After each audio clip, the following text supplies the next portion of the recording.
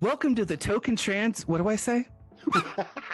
Welcome to the Toke Trans podcast, where we talk life, love, and getting high. Grab a J and join us. We do not condone the consumption of illicit activities with anyone under the age of 21. Hey everybody, welcome to the Toke Trans podcast. It's your boys, Aaron and Bo, and we're snowed in today. Bro, when I say that I'm snowed in, I genuinely mean it. Our roads are starting to recover, but I live on a hill, and it's glorious for sledding. But my Jeep is stuck at the top, and I'm too scared to go down. So I'm hoping to get out around Sunday. It's been ever since Monday, so it's been about almost 4 or 5 days now. But I'm loving it. It's gorgeous. I just can't go anywhere. Yeah, and when Aaron says that he lives on the top of a hill, he doesn't mean a cute little hill. You know, he means the Emperor's New Groove. Where he lived at the top of the top of the mountain. That's where Aaron lives. And driving up to his driveway was one of the most terrifying experiences of my life. It felt like we were going to flip backwards. That is how steep the hill is. So, I would never walk to the mailbox I would never walk to the mailbox and back. I would never do that. Fall down and then I've die. done it one time, and I literally laid down when I got to the top before I went inside and just kind of gathered myself because it was too much. You got to. So it's gorgeous out here. I'm loving it. I really I'm not usually one to complain about the snow. I'm actually still not complaining about the snow, but I do work from home. So we're pretty lucky in that sense. Yeah, honestly, yes. I've never been. The last time I remember being thankful for this much snow is when I was a kid, and it was a snow day. But working in retail, could not enjoy snow. Yeah. Now that I'm working, anyone from home, out there finally enjoyed it. Yeah, for real. Definitely. Anyone Shout out there to hustling, workers. Yeah, doing the work for sure. Yeah. God, man. Well, today we're going to be diving into how to come out to your partner, trans edition, right? What happens when you discover yourself and your gender identity when you're in a relationship maybe already, or you're coming out to someone that you're really interested in being with. It's kind of definitely a different conversation than a family member or a friend. Mm-hmm. Yeah, it really is. And, I've done it several times. Yeah. Several different ways. There's right ways and wrong ways to do it, you guys. Yeah. Yep. I would say there's, I'd like to say there's no wrong way, but every way that I've done it has been wrong. Mm-hmm. Didn't work out too well, so why don't you have a couple of start off with that, and then so I have a couple experiences, you have a couple experiences, but I feel like you should kick off the first one because I feel like you possibly have more than me, so we can just tag team. But first, let's safe space always here on the pod. Always, we protect the vibes. So be honest, share what you feel like sharing. Of course, let's hear your I'm first. An open book. I don't get that. I don't get it. I had to tell you. I do get embarrassed. I just don't care. We handle it differently. Coming out as bisexual was just whatever. All my friends in high school were bisexual, so it was really just oh, you're bisexual? Me too. Cool. Whatever. Kind of thing. And my mom never really cared about anything like that, and she always made me aware that if I was gay, it wouldn't be a problem. So I never felt the need to come out to her until I brought a girl home. Which didn't really happen, also because I was just kind of embarrassed of my mom. I didn't want my girlfriend to hear, so I just she knew I was bisexual though. I just never really brought a girl home. But the first time I came out as anything gender wise, I was engaged to a cis man at the time, and we had been together for 4 years. And a friend of mine had come out as gender fluid. And when they came out as that, and they wrote like a whole post about it on Tumblr, and I read through it, and it just made so much sense to me, and things clicked that I didn't think could, that I didn't think were clickable. Yeah. And then after a conversation, right? Yeah, I'm like, wow, things are making sense, and puzzle pieces are being put in places that I didn't know that puzzle pieces were missing in. Yeah. Oh damn. So after I had a conversation with them, I decided that I was going to try it out, see if it gave me the sense of euphoria. Newsflash, it did. Yeah. And I came out as gender fluid. And that was when I renamed myself Lennon. And I was engaged to this man who knew me as a different name. And he, I want to say, tried, because he didn't immediately shut it down. But in his effort, we learned that it was not for him. Right. And, that's valid. His explanation was that he's not gay. And I would have what I called girl days and boy days. And even though we slept in the same bed, he would sleep on the couch on my boy days because he didn't want to go to bed with a boy. I see. Wow. Which... That's awful. That's it. Yeah. That's tough. It was tough to handle. It was tough as a person who had been with this person for 4 years and had loved them and been loved by them. Which I thought was unconditional. It wasn't, and he also didn't know that it wasn't, because he didn't know that this was a possibility. So in that, I understand his side. He's not gay. He does not want to go to bed with a boy. And I did have boy days. I was a boy. So in that way, it's kind of validating, that because I am who I am, he's just not attracted to me on my boy days. Okay, that's fine. I need somebody who will be. And so we broke it off. And, I dated other people, and I ended up moving to St. Louis, where I tried to, date around. And I wasn't in a very safe space in St. Louis to express myself the way that I wanted to. I was essentially forced back into the closet. So, and, without going into too much detail, I wasn't really allowed to dress like a boy. And I was made to wear dresses when I was going on dates, even though I was an adult. It's just kind of weird situation. Anyway. Yeah. So I was seeing this guy, Ryan, who seemed okay with my identity, but then wouldn't use the right language, like the language that I asked for, like pronouns. Yeah. And it just kind of bothered me, and even though I would have conversations with him about it, he was just not very respectful.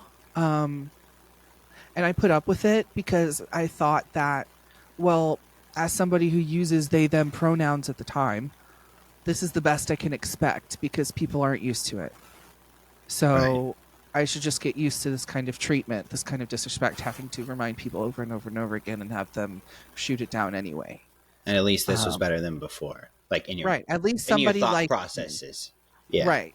At least like this person is seeming. We went on several dates and stuff, and he seemed very interested in me, and that didn't work out. We wanted different things, and I mean, good. Yeah. He clearly didn't respect me, and and then I met somebody who did respect me for my pronouns, and I learned that I was more of a he him than a they them when I went out with them, and that relationship ended because of different reasons. They actually seemed pretty okay with me being he him. And then, so I finally figured out how to like weed out partners and potential partners who aren't willing to respect my identity. Got that down.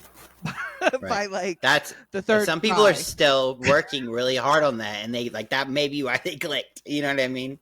Oh my God, yeah. And it's like it really shouldn't be that hard. Like it really shouldn't. If you're fighting tooth and nail to have your partner respect your pronouns, like I mean, I'm sorry, that's but like big red flag. Like I mean, dump them on your own terms and your own time, but like that's literally bare minimum. And you know, if they're not into it, they're not into it. It's fine. They're like, your partners are allowed to not be interested in someone that identifies the way that you do, but the problem lies in like staying with you and like expecting you to be okay with like the abuse and the disrespect. Like if you're not into it, then end the relationship. You know what I mean? Right. Yeah, I need you to respect. Don't drag me along just to hope that this is a phase and like continue to disrespect me. Right. It's bullshit. Yeah, so after that person, I learned to like, okay, when I'm dating around, this is how I have to address. And you know, it's so much easier to use like Tinder and like OkCupid and stuff like that, because I can put in my bio like, these are my pronouns, like this is what the deal is. If this isn't your deal and you can't deal with it, then move on. Like literally keep scrolling, leave me alone. You know? Yeah. And very clearly this is what I'm looking for. Right. So it really comes down to the realization that it doesn't matter what my pronouns are. Like back when I was using they them pronouns, I'm like, okay, and I was getting disrespected and misgendered all the time by that person, I was like, okay, this is the best I can expect. No, it's not. Yeah. Looking back, you're like trying to tell yourself. Yeah, like keep swiping left on these motherfuckers that are clearly communicating to you that they're going to continue to disrespect you. Fucking idiot. Yeah. God, so dumb. But in the moment, I guess it doesn't feel that way. In the moment it didn't. In the moment it felt like this was the best I'm going to get. It's really not. Right. Oh my God. Like queer people are literally so hot, and like, yeah. I just can't imagine looking the way that I did and think that the only people that are ever going to love me are not going to be willing to say they, them when referring to me. That is such... Yeah. It's such deluded thinking. So... Well, I'm glad you feel that way now.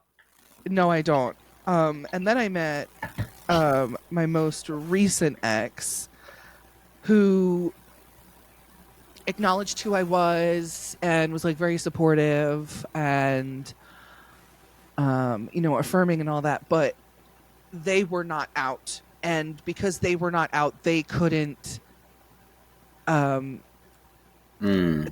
couldn't be a boy around their family, you know what I mean? Right. Because he was a cis man and he was gay, but he's not out to his family. So for me to be around his family, I can't be a guy because he's not gay. My. You know? My. Yeah, so that was quite the pickle. And I'm like, okay, yeah, you need to be able to come out on your own time, your own terms, blah, blah, blah, blah. I was with him for almost 4 years. And I kept being, okay, when are you gonna, is this in the, like, what are we, is this, how are we feeling? Kept touching base with him, and he's like, okay, yeah, I'm working on it. At a certain point, bro, like, this is affecting me now. Like, yeah, if you're not ready, that's fine. Then we can't be together. Right. Yeah. Dating someone in the closet is a tricky situation to navigate, and has to be temporary. It has to be temporary. like that phase, at least, like that, either them being in the closet or that relationship. One of those is going to have to be temporary for it to be healthy for you to be as a person, for sure. Right. But, and it's not like, and I know he can only come out in his own time. 100%. I can't force him. Right. And I shouldn't have to. Deserve that respect. Yeah. Right. And I never would. It was always like, where are we with this? You know, like, just checking in. How close are we? Like, do we have a timeline? Yeah. If we don't have a timeline, and I've been putting up with 4 years of getting misgendered. I'm sorry if this isn't. That's happening soon, then I'm at my limit, and this is over. And it was over. It's fine. Yeah. That's fine. I don't think he's good for out you for yet. standing up for yourself. Yeah, but I mean, like, fucking, when I was dating that other guy, when I was going by they them pronouns, I would not have done that kind of thing. I feel like, you gotta. It's okay if you're in your early relationships and you haven't learned how to set these boundaries, or you haven't learned that you deserve this respect. It's okay to feel like you don't, or that you can't, but just if you're able to take someone else's knowledge and skip the rest of it, I would say to just set the boundaries now. Yeah. And save yourself the, potential headaches. But, it doesn't always happen that way. We can't always like plan how it's going to happen or when it's going to happen. Yeah. 1000%. So after him and I broke up, then now I'm in my current relationship where I didn't have to come out. He fully understood what was going on. We started dating pretty early on in my my HRT journey too. So he saw me like well before the beard and the voice drop and all that stuff, and he still understood everything that was going on and what was going to happen. Yeah. Right. Introduced me to his parents and his family, him, like, this is what's going on. And his family is very loving and very accepting. Nobody ever misgenders me. It's how healing. Wonderful. And like, this is what I deserved all along. This kind of relationship is what I deserved all along. It's what everybody deserves. Every single person. Every trans person deserves a relationship where they don't have to hide who they are around anybody. Yeah. Unless it's, I understand that sometimes your family, maybe you can't be really fully much around your family. But I mean, as far as your partner goes, your partner should be your safe space. And if there's nowhere else in the world anybody genders you correctly, it needs to be with your partner. Yeah. And 1000%. If that's they need not to happening, speak you up. They need to like talk you up. Yeah, that should help you. They should be able to help you feel euphoric, or be the only thing that makes you feel that way. Right. Absolutely. And I think a lot of people don't think that they deserve that for some reason. I know it's like it's like from a space that they like don't. They're just in a bad space. They have to be in just like a bad emotional space where it's hard for them to realize that they deserve that, let alone be able to demand it from other people. But like you do deserve it. If they haven't ever seen somebody treat them like that, they might not even think that it exists. Yeah, that's a possibility. Right, but it doesn't matter where you are. You could be in like freaking Texas, Utah. There's people everywhere who will love you. It doesn't matter. I feel like some people resign to the fact that they live someplace that might not be all that accepting. You're not the only queer there, baby. Right. And that person is not the only other one. Right. It's not there's not only one ally in your entire state or your entire city or something, Right. Right. So that was mine, Aaron. What about your coming out? Me, like, same thing. Me coming out as like gay. I think it was a bigger deal for me than anyone else. I think when I tried, even when I made it a big deal, everyone was like, obviously. So that was, it was pretty cut and dry for me. But coming out as trans was way more scary for me. It was way scarier. I didn't know even what those terms were till like later in high school. And like, so it was definitely harder for me to, like, it took a longer time for me to process it. It took a longer time for me to be able to think about, like, do I have to sit on this and like, can I even contain this to myself, or is it something that I'm going to have to prioritize and tell other people and make sure that I communicate that, because it's affecting my mental health so badly. Right. So after I came to the conclusion that I needed to address it, I needed to tell other people, because at the end of the day, they didn't know what it was like to be in my shoes, and I had to live like this, and they couldn't do it. They like I just felt like I couldn't do it. So right. When I started coming out, I was with someone, and I definitely didn't do it the proper way. I guess, like you said, I don't know if there's a right or wrong way to do these things, but looking back, I wish I would have done it a little bit differently.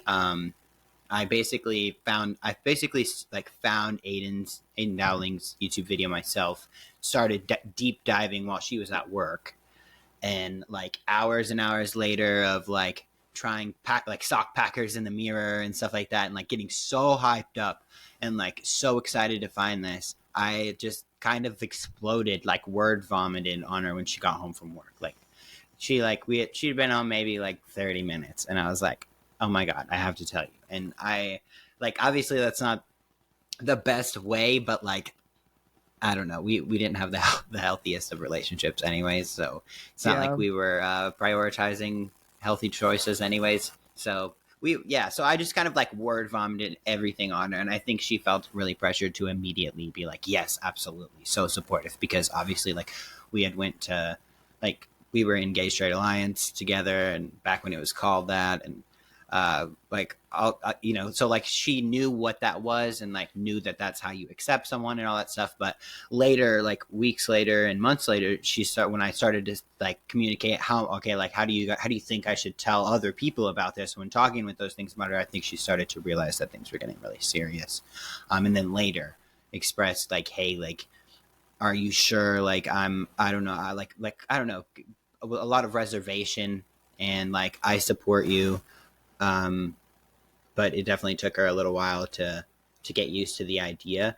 And eventually that relationship didn't end up working out, because, you know, you can't force things to be which aren't, especially in an unhealthy situation. So after we broke up, I felt like I could, I did post on Facebook and come out when we were in our relationship. But I also called, and I had a conversation with one of my exes, who is still a good friend of mine, that I just hadn't let go. We had like good conversations, and like I don't know, I just check in with her every once in a while, and I called to let her know before I posted that I was trans, and it was just immediate.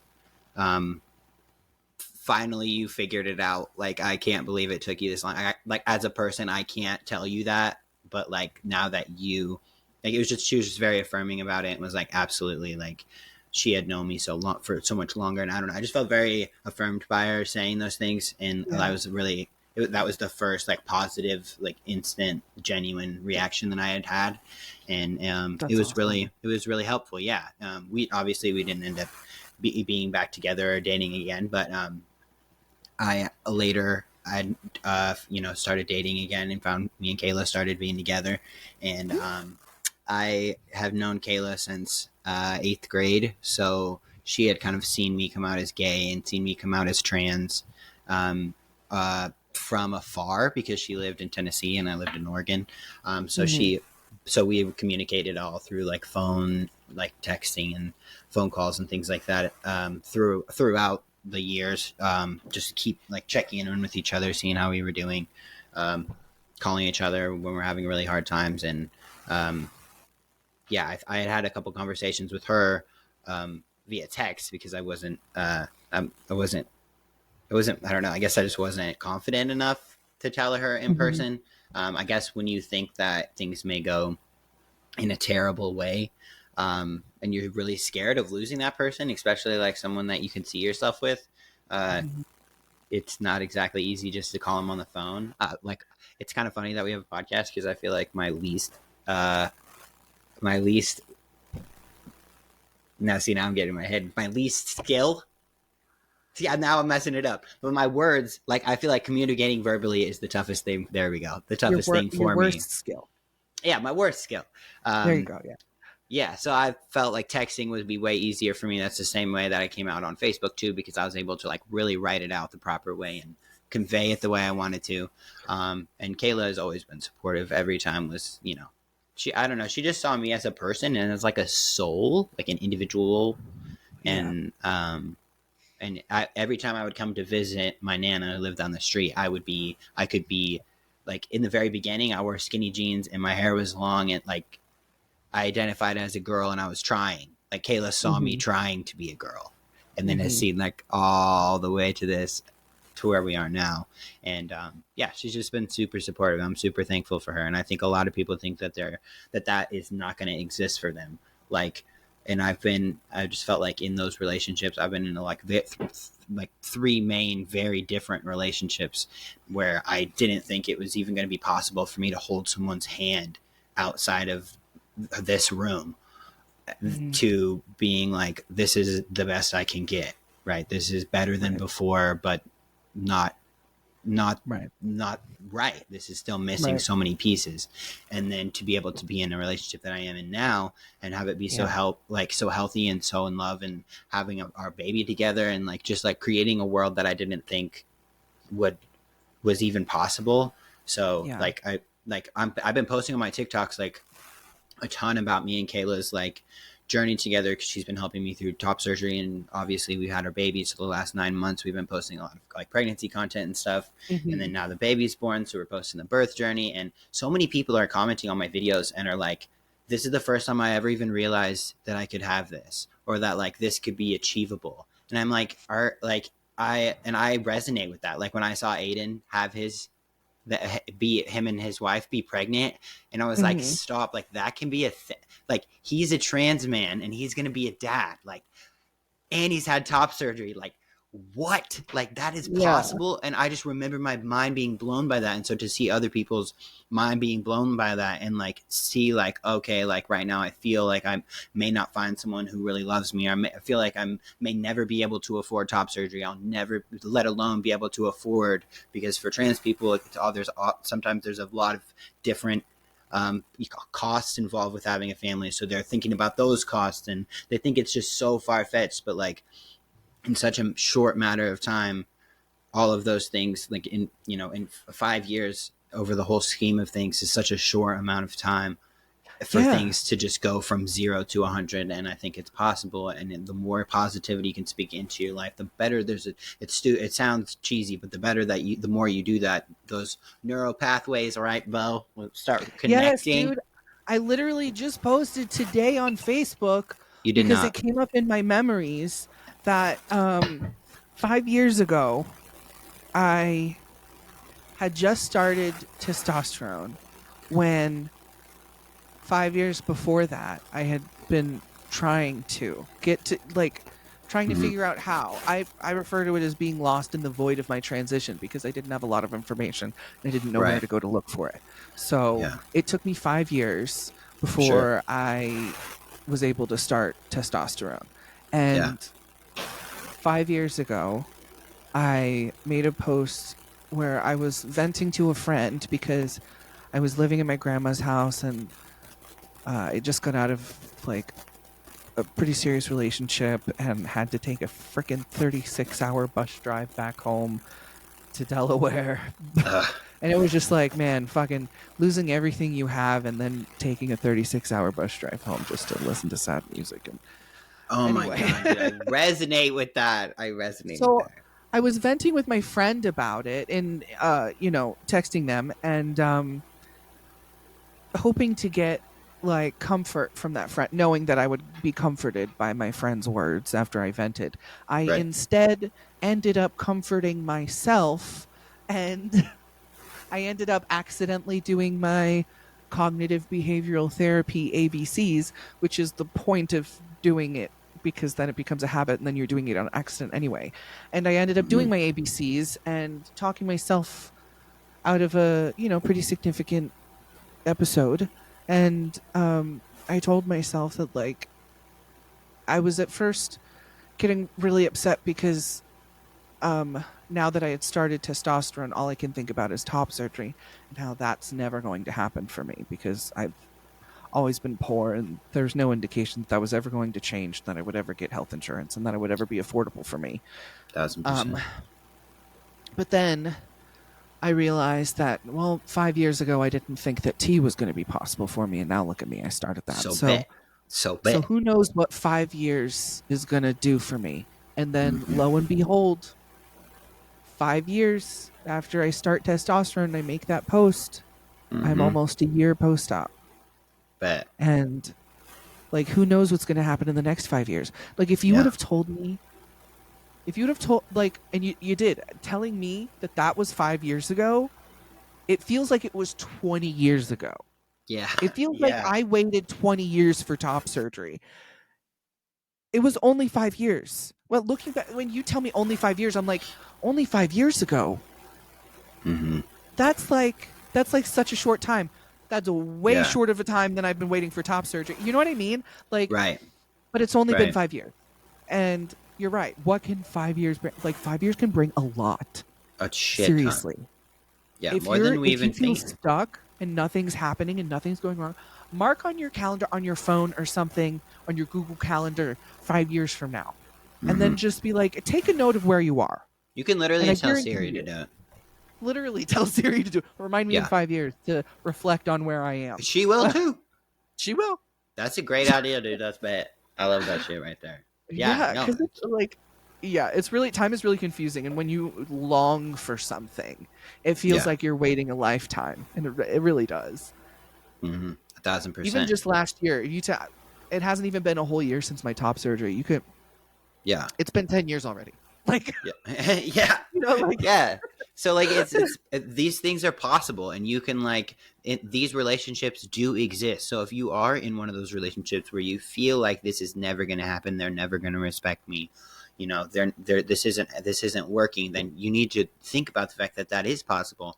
And if you haven't came out to your partner yet, that's where I think there's a few different pieces that you probably should be considering, right? Something that you should be remembering when you're coming out to your partner.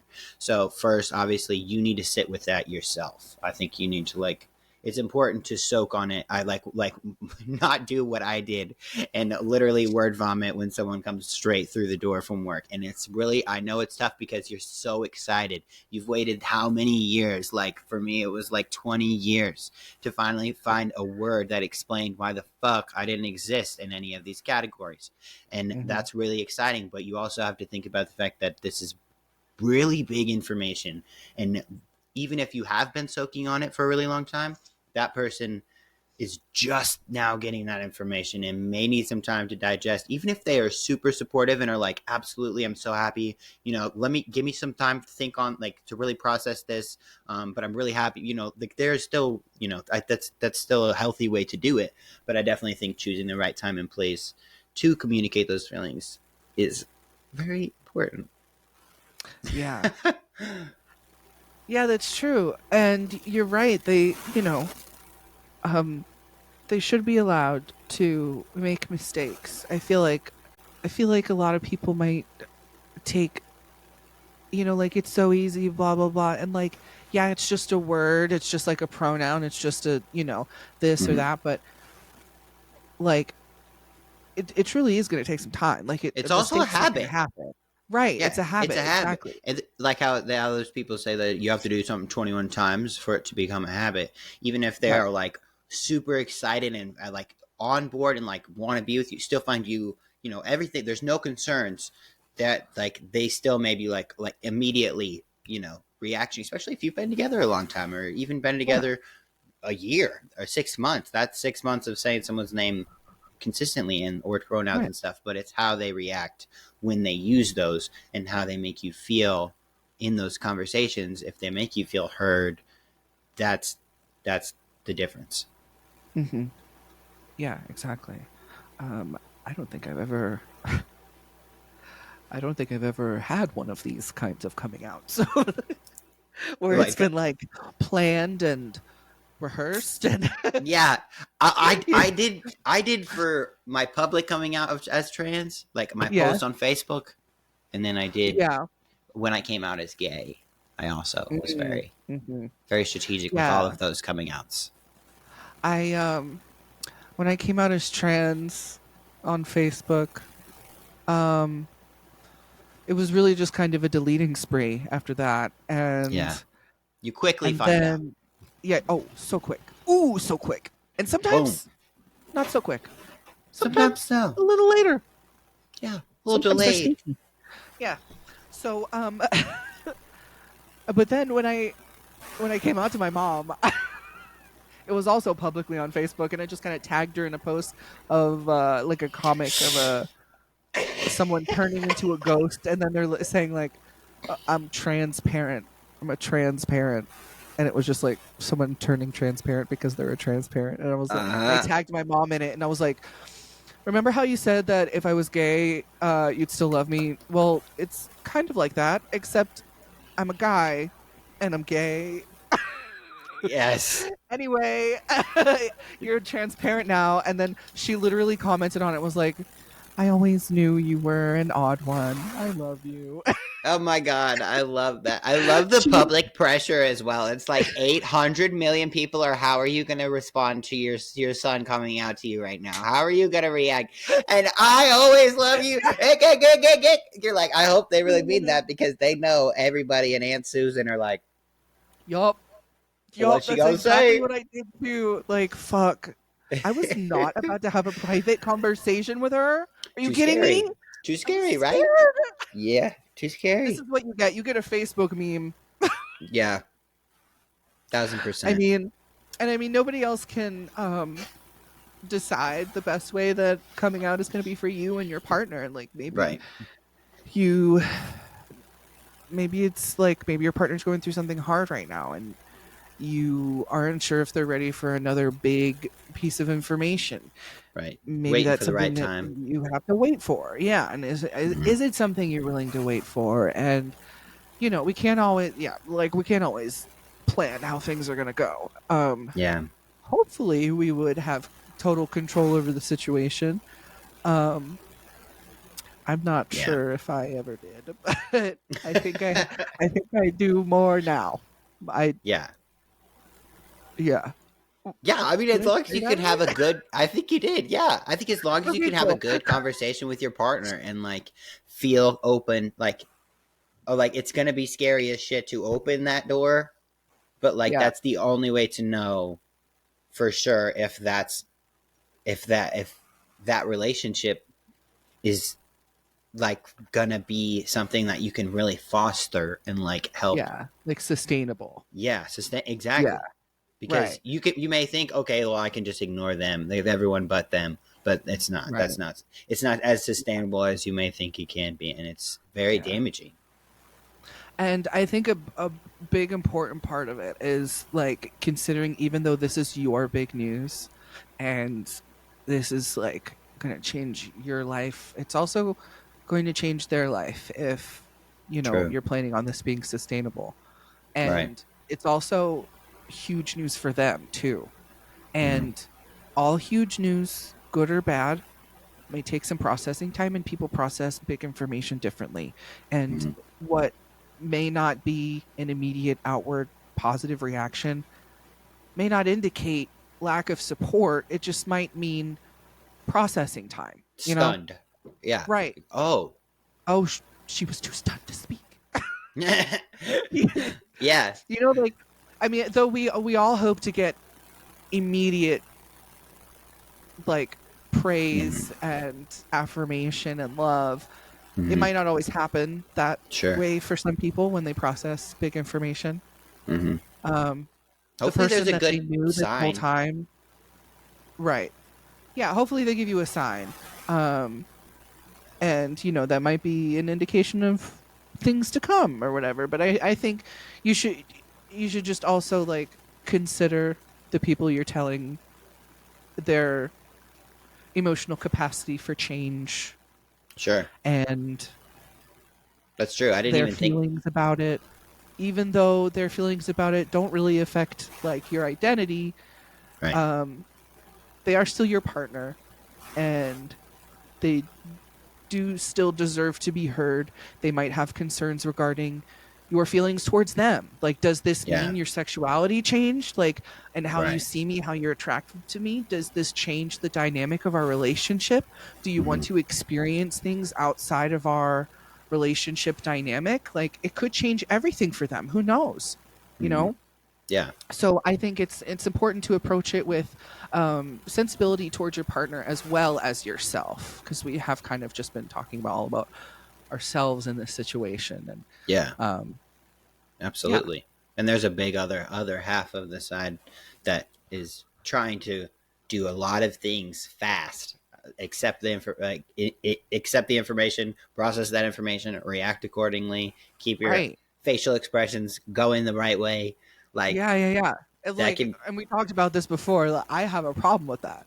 And normally I just cry at everything. So you might tell me you're coming out to me and I'm just crying. And like, yeah, that'll be happy tears for sure for me. Some people might see crying as like, oh no, they're so sad. I just told them that. Well, we're breaking up. Right. Like, yeah. Yeah, exactly. So, right. That's what I mean. You know, neurodivergence. Yeah, bro. Nice. Just might react a little bit differently, you know? Yeah, absolutely. It's valid. Our partner's feelings about our big news and big transition is totally valid. Their opinions about whether we should or should not be the way that we are not valid. So, just to clear that up. Just real quick, if they're arguing with you, their feelings are invalid. But what I mean is that it's just big news, and big news can mean big feelings, and big feelings can be interpreted many different ways. Or maybe it's total silence, and they just need to like think for a minute, you know? Yeah, just 1 second. It's okay if you don't just get like immediate like, oh my god, yay, I love you. Like, it's okay. Right. I mean, you shouldn't get immediate negativity, that's for sure. But like, definitely. Don't take okay. Neutrality is okay, right? Yeah. Definitely. Yeah, exactly. There's nuance to things. Absolutely. And there's also like resources and stuff, like there's like partners of trans people support groups and in trans support groups, like I'm thinking online, obviously, like Facebook groups and things, but there's also in-person things, and there's also things for your partners, you know, to be able to go in and say, hey, like this is the big part I'm worried about. How do I talk to my partner about this? How do I say this without it being coming across as offensive, or I don't know what's offensive or what's not, so I don't feel like I can ask any of these questions. So there's definitely other people that you can talk to kind of get an outside perspective, and someone that you can trust to kind of talk it out with as well while you're processing those things. And hopefully you can have like a nice environment where you guys can talk back and forth about those things after they have some time to process, for sure. I mean, communication is key. Yeah, I mean, you're navigating those things together, right? Like you said, it's a big change. It's a big change for them, and they have to be able to process as well. Like if you just post it without telling them, then, you know, that does affect their life, and you know, how other people might see them immediately without them not even having time. So definitely encouraging those good conversations. I think that's the key, right? Absolutely. Yeah, bro. I think we nailed it, bud. That's what I got. That's what we got for you on how to come out to a partner trans edition. Obviously, drop a comment if you have questions. You think about, you know, any specific things, we'll break it down some more for you. But that's all we got for today. We'll see you in the next one. Okay, bye.